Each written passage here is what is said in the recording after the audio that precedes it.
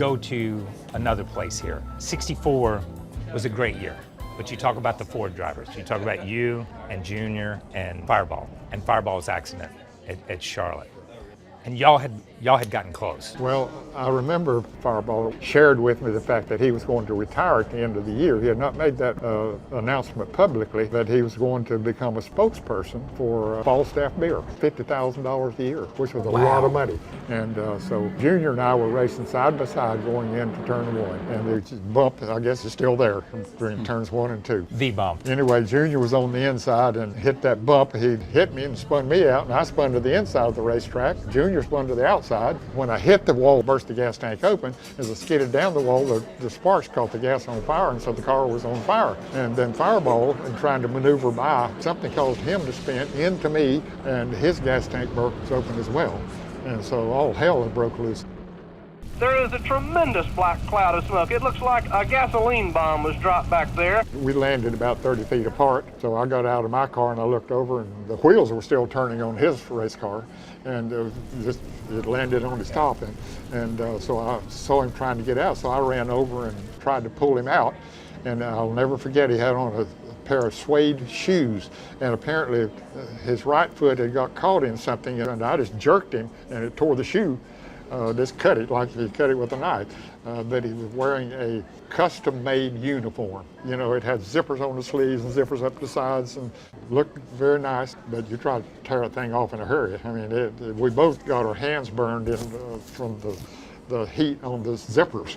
We had it basically torn off while it was burning on him. The rescue squad got there, and then I just turned it over to them. But not thinking that it was that bad. I knew that he'd got some burns. I got some burns in the face and on my hands, but his it wasn't okay. And it finally took his life. But that was a sad day for the sport.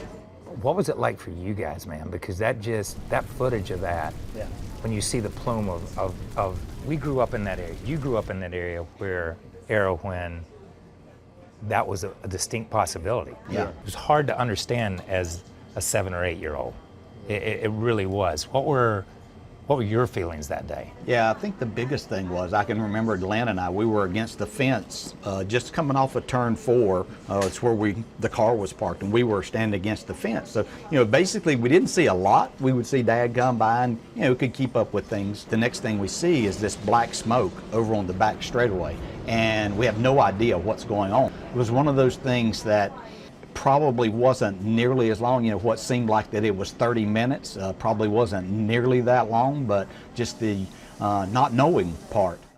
Not only is he a gentleman, but Ned is now a hero of national renown following his courageous act in the recent Charlotte 600, in which he risked his own life to pull a critically burned Fireball Roberts from his wrecked car following an accident and resultant fire. After that, and you talk about sitting with Fireball and talking to him and knowing what his future plans were, you got 3 kids and a wife.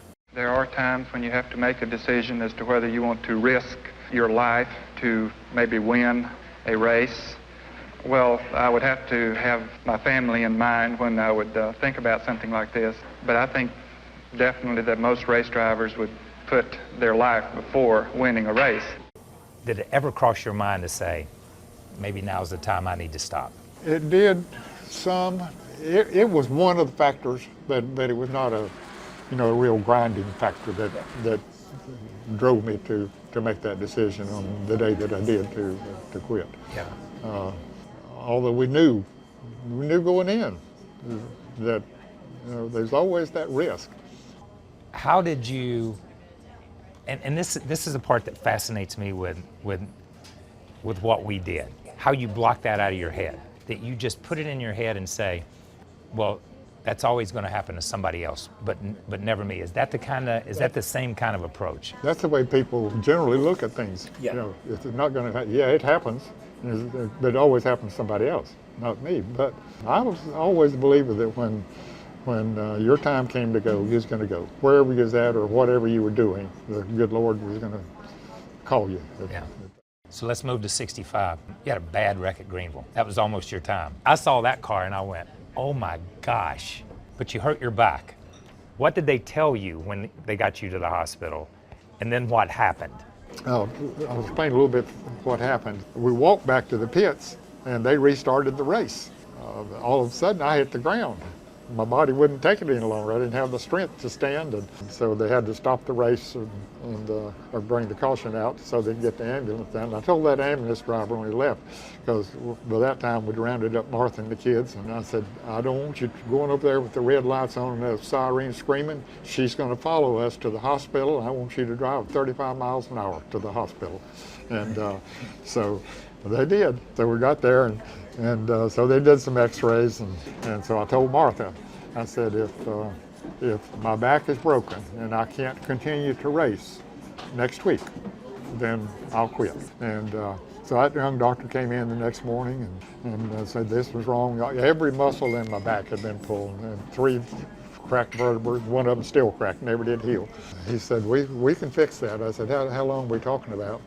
He said, well, you'll need to stay in the hospital 2 or 3 weeks. And I said, Doc, let me explain what I do and why it's important that we get out of here quicker than that.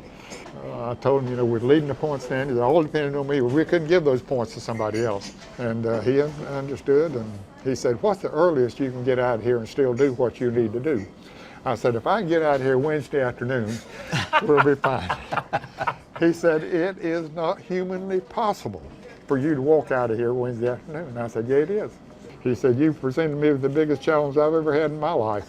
And so they started work on me. They'd have me down doing therapy 3 and 4 o'clock in the morning, and have heat on me, and they'd have ice packs on me, and all the things that they could do to try to keep inflammation down and swelling and all that kind of stuff. And at 4 o'clock, they had a little ceremony on Wednesday afternoon. We walked out of that hospital. And of course, they made a brace and put around me so that I could hold myself up. But that's the only way I could walk with that brace on. But I love that race car drivers know more than doctors. You know what I mean? Have you ever noticed that? I mean, we went through the same thing. I mean, they all did. Yeah. Oh, that's a cast? No, we need to cut that off. We'll put a piece of aluminum on it. That in itself is amazing. But the more amazing part is 5 days later, you run back in a race car and you run second 5 days later in a race. A month later is when you had him covered at Darlington. 1 month. That tells who Ned Jarrett is. If we go to 66, you ran 20-some races, and then Ford decided they were going in a different direction, and you retired. And what went into that decision? Well, I was leading the point standings again in 66 in April, and got a phone call. I knew they'd been in a battle with NASCAR. They wanted a double overhead cam engine and to compete with the Hemi engine that your dad was running. And so NASCAR wasn't about to go that route. It jerked the rug out from under me. I got to thinking, why do I continue in this sport? If I don't have any more security than that one phone call on a payphone and the security that I thought I was building up in the sport, I need to look for something else to do. Really. And he told my mom that if he could win 2 championships, that would be good enough for him. She didn't forget that part of it either. She kept bringing that up a little bit along the way. It's amazing what you'll tell your significant other just to move to the next. Because you're not thinking that might not. How long that's going to take. Yeah, that's exactly right. All right, so I'm going to switch gears on you here. Working at Petty Enterprises, we lived for Ned Jarrett's World of Racing. I mean, that's where you got all the news, man. Because there wasn't, Speed Sport came out. But for NASCAR, it was Ned Jarrett's World of Racing on WTQR. Come on right before 4 o'clock every afternoon, man. So we'd take a break at 3:45 so we could all listen to it on. No joke, man. No joke. And whatever Daryl said, what Rich Pace said, what anybody said. You've worked CBS, TNN, done everything. What made Ned Jarrett say, I'm going to be the face of this sport? I didn't know what else to do. I had been asked to sit in on a few radio broadcasts of some events, and I had taken that Dale Carnegie course. That was a major step in my life. In 1961, after we won the championship, I took that course, and it was the best thing that I ever did for myself. Ned, you were drafting, following another car real close. Which driver has the most control over his car? Well, of course, drafting tends to pick the speeds of both cars up when we're on a high-speed racetrack.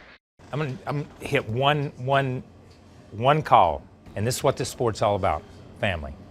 The Dale and Dale Show. Dale Jarrett seeking in. They touch. They come back to the line. White flag. Come on, Dale. Go, baby, go. The producer had the presence of mind. Bob Stenner was his name, and when we'd go to Daytona each year, after I started to work for CBS, first thing he'd want to do was we'd sit down and talk for a couple of hours and say, who do you think is going to be good this year? That year, I said, pay some attention to Dale. I said, I think that he's got the car, I think that he's got the ability, I think he can win this race. Unknowing to me, the producer had told Ken Squire and Neil Bonnet, said, now, if Jarrett takes the lead, said, you back off, we're going to let Ned call the last lap. Well, I didn't know that he had told them that. And said, okay, said, call your son home and be a daddy. Inside, here he comes. It's the Dale and Dale show as we come off of turn 4. You know who I'm pulling for. It's Dale Jarrett. Bring her to the inside, Dale. Don't let him get down there. He's going to make it. Dale Jarrett's going to win the Daytona 500. All right. Oh, look at Martha. Oh, dear. Oh, can you believe it? Way to go. Oh, man. People swear to me to this day that we had 2 radio communications, that I was telling him what he was making every move that I was saying. I mean, I don't know how it worked out that way. Right, he would have told people that he hadn't listened for 30-some years. Why would he start now? Anyway. So wait a minute. This is the part I want to get to. That's the business side of it. What was the father side? Watching that. Well, that from afar. Kyle is the greatest moment as far as I personally am concerned. Anything that I did or anything that he did all went out to win, because that was the moment as far as the greatest thing that's happened. Yeah, we started on the front row of that race. Yeah, you were on the pole. That's right. He won the pole. So. But I want to go back to that though. As a son, you had seen your dad compete. You knew what he had gone through, and then here you are, Daytona 500 champion. You know, I think, Kyle, the first thing that came to my mind was going back to 1963 as a kid, standing there once again with my brother Glenn at the fence, except this time we were on the other end of the tri-oval at Daytona, watching our dad lead the Daytona 500, getting 2 laps to go. And then all of a sudden the car slows and he's run out of gas, leading the Daytona 500. And I looked at it that this was a victory for us as Jarretts, that we won the Daytona 500. Super job there, Dale. I tell you, I'm really proud of you. You did just exactly what you had to do, like I told you, right? That's right, exactly like you told me all along, Dad. Thanks for everything. I appreciate it. This is a great day. So my dad and I had a conversation about you. My dad said he's a lot like you, a lot like Pearson, from the standpoint that if there's a big race, Dale Jarrett's going to be a factor. 3 Daytonas, 2 Brickyards, Coca-Cola 600. Where did that come from? I always wondered about that myself. Big time player. That's what Richard Petty says. Richard Petty says Dale Jarrett is a big time player because on the big stage you perform. I would have to say that it wasn't just driving a race car. The greatest competitors that I watched, whether it was Michael Jordan as a basketball player or Bill Russell as a basketball player, I watched Jack Nicklaus and Arnold Palmer go at it. They seemed to love that opportunity. The bigger the stage, the better they were. And it wasn't that I didn't give the others attention. It was just I knew these made a difference, and those were the ones that I knew needed my focus and my attention. And fortunately, the bigger races to me were at the more difficult places. Dale Jarrett very definitely knows how to win the ones with the big crowds and the big money. All right, last question. Sport's been around since the late 40s, and here we are. For you first, to watch him be inducted into the Hall of Fame, what did that mean to you? Was and still is the proudest day of my life to watch my dad. Knowing what he put forth, what he went through at the time of the sport that he did what he did, and then to carry that on. You talk about Ned Jarrett's World of Racing, his commentary, CBS. It's going to make for some exciting racing. Whoever it was for. But when his name was announced that day, that was the proudest day of my entire life. Now to you. What was it like when they called his name? It was a very, very special time. I remember when they introduced him, said that he did most of his winning on the big stage, and I thought back over my own career, and it had been the absolute opposite. Most of the time it was on the short track that we had won, and so that made me very, very proud.